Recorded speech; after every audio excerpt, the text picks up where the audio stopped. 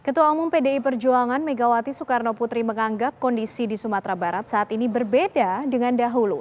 Mega juga menilai tak ada lagi tokoh Sumbar yang terkenal. Padahal dulu Tanah Minang adalah gudangnya tokoh pergerakan kemerdekaan.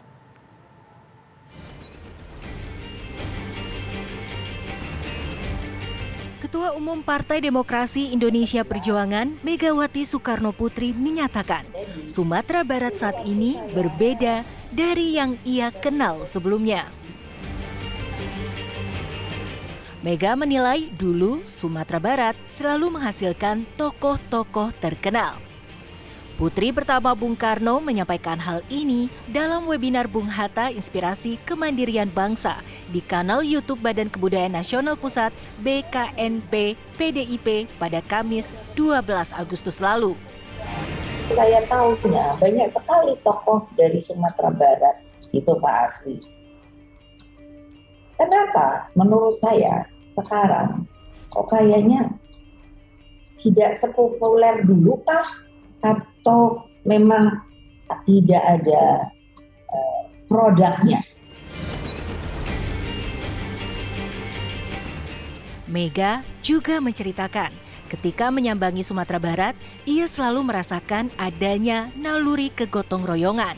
Daerah tersebut sangat kental dengan tradisi keislaman, namun tetap bisa menempatkan peran-peran tokohnya. Pada saatnya bersamaan, juga menempatkan peran tokoh adat penghulu yang disebut nini mama, alim ulama, kaum cerdik pandai.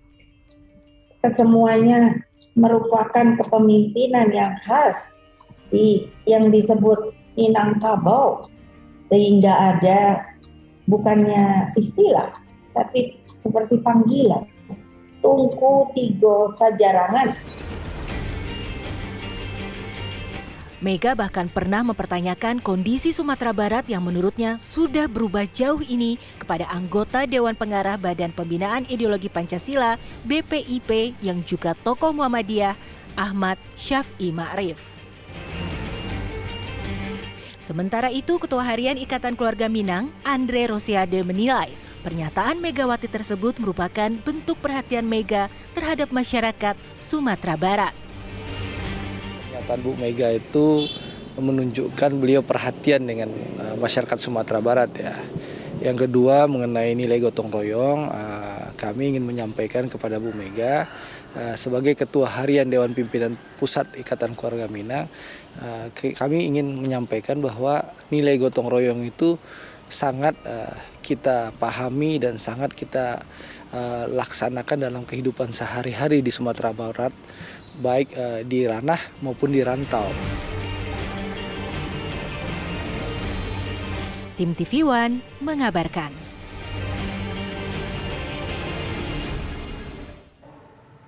Apa sebenarnya maksud Ketua Umum PDIP Megawati Soekarno Putri yang menyebut Sumatera Barat saat ini berbeda dari yang ia kenal sebelumnya? Langsung saja kita tanyakan kepada narasumber yang sudah bergabung bersama kami di Kabar Petang Pilihan. Saya juga ingin menyapa Bang Fadlizon dulu tadi yang belum sempat disapa. Selamat petang Bang Fadlizon. Selamat petang. Oke, sehat ya Bang? Assalamualaikum warahmatullahi wabarakatuh. Waalaikumsalam warahmatullahi wabarakatuh. Tapi saya mau ke Bang Alex dulu. Bang Alex, sebenarnya maksud pernyataan Ibu Mega ini apa sih Bang?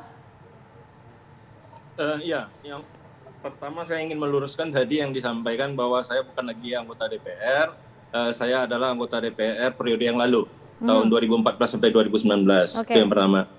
Terkait pernyataan Ibu Megawati, sama kita ketahui, ini di dalam acara Pekan Raya Bung Hatta, memperingati hari lahirnya Bung Hatta, di mana Pak Hasril Caniago juga menjadi salah seorang narasumber.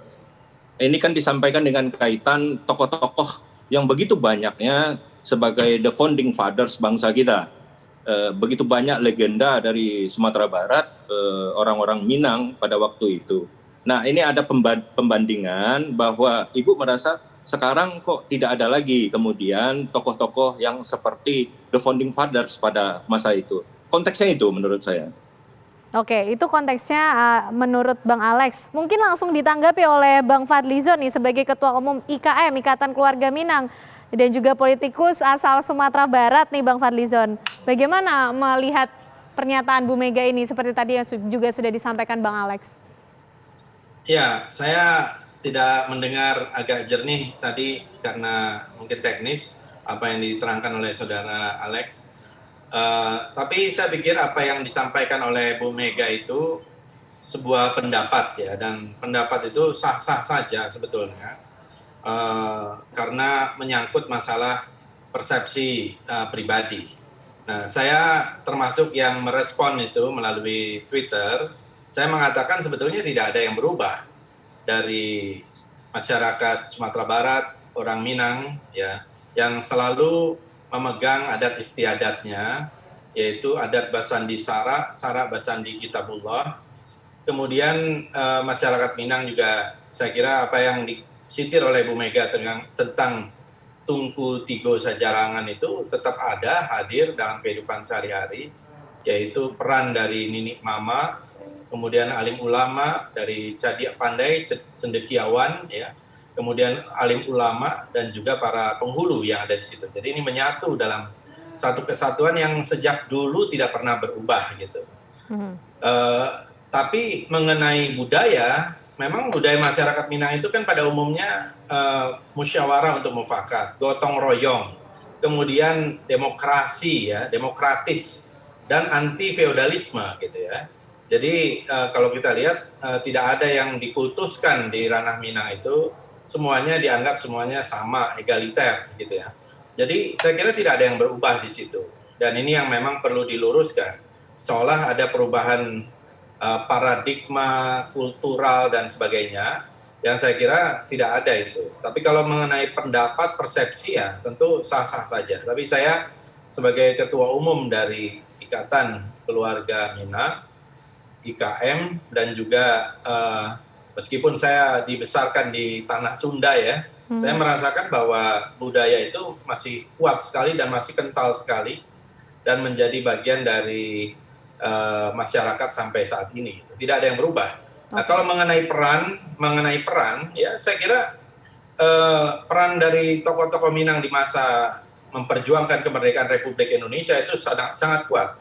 Tan Malaka itu yang pertama kali menulis buku Nar de Republik tahun 1925 tentang menuju Republik.